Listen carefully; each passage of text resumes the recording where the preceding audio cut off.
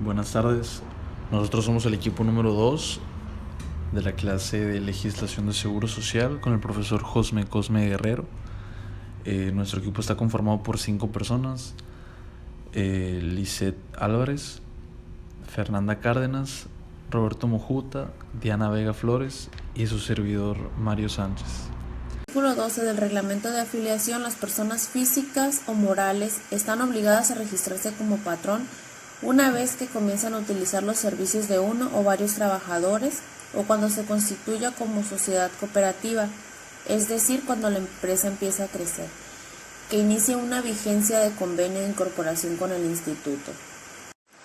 El artículo 14 de la Ley del Seguro Social en materia de afiliación y clasificación de empresas establece que cuando un patrón registre ante IMSS, el patrón debe recibir un documento de identificación que contenga los siguientes datos: número de registro patronal asignado por el instituto, nombre o razón social completos del patrón, clasificación de la empresa para determinar el pago de la prima de seguro de riesgos de trabajo, domicilio de la empresa, firma del patrón o representante legal, clasificación de la empresa para determinar el pago de la prima de seguro de riesgos de trabajo, domicilio de la empresa, firma del patrón o representante legal. El artículo 15 de la Ley del Seguro Social nos establece las nuevas obligaciones para los patrones. Número 1 es el darse de alta como patrón y registrar a sus trabajadores. Además que deben de comunicar los datos pertinentes como cambio de salario, altas y bajas en un periodo no mayor a 5 días hábiles. Número 2 es el tener los registros sobre las nóminas, los días trabajados y salarios. Se tienen que conservar estos datos durante 5 años después de la fecha de elaboración. Número 3, determinar las cuotas obrero-patronales que tengan bajo su cargo y reportar el importe al IMSS. Estas obligaciones mencionadas y las restantes dentro de la Ley del Seguro Social garantizan la seguridad de los trabajadores en cuanto a su plan de retiro y atención médica. Primero es tip número 42. En el caso de las incorporaciones colectivas, la inscripción inicial se efectuará dentro de los 30 días posteriores a la firma del convenio respectivo. Artículo número 79. Para la incorporación voluntaria de trabajadores al servicio de Administración Pública Federal, previamente a la firma del convenio, se deberá exigir ante el Instituto la autorización expresa y por escrito de la Secretaría de Hacienda. Igual pues todo eso es respecto a la incorporación de la misma y viene en el artículo 91.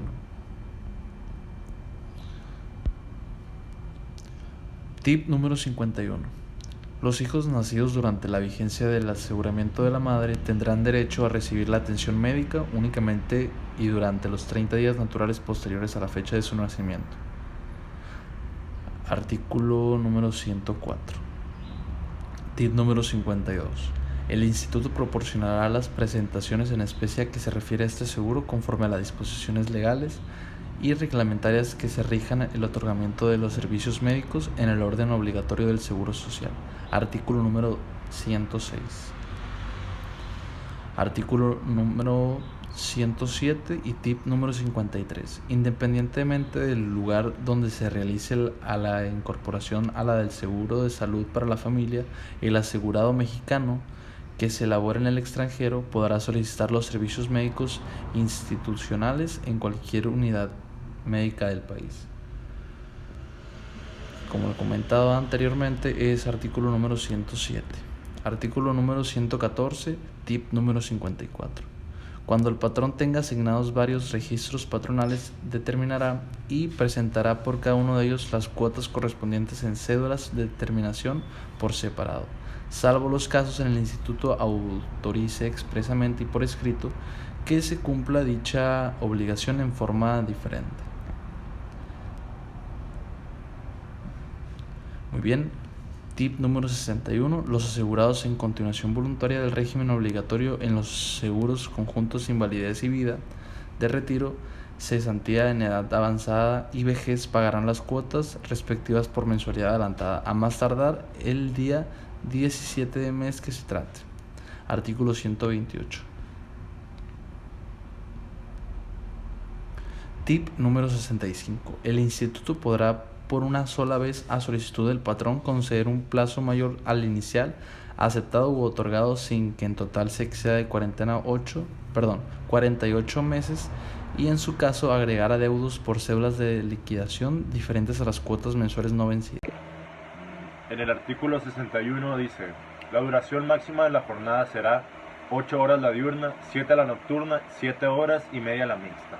Pero por necesidades del trabajo, el patrón requiere contratar a un trabajador para que labore no la semana completa, sino un horario reducido o bien algunos días de la semana, sin que tenga que llegar al máximo de horas que la ley pues dice, ¿no? Que en este caso sería lo que es la jornada completa de 8 horas. Para poder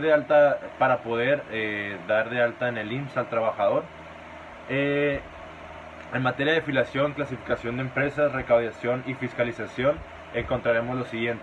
En el capítulo 6 de la jornada y semanas reducidas, en el artículo 2 dice: el patrón o sujeto obligado al presentar el aviso afiliatorio deberá, número 1, si el trabajador labora jornada reducida, determinar el salario base de cotización, sumando los salarios que dicho trabajador perciba por cada unidad de tiempo en una semana y los dividirá entre 7.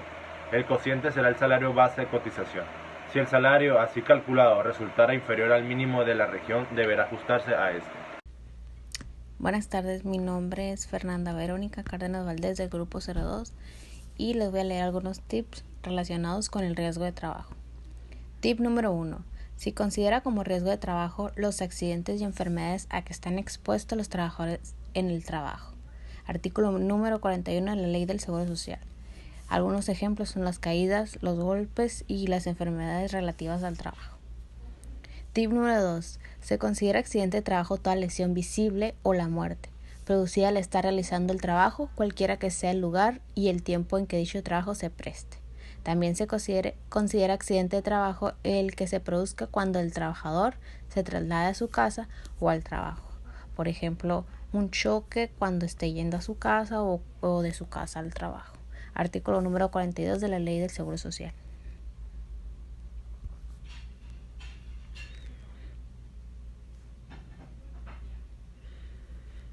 Tip número 8.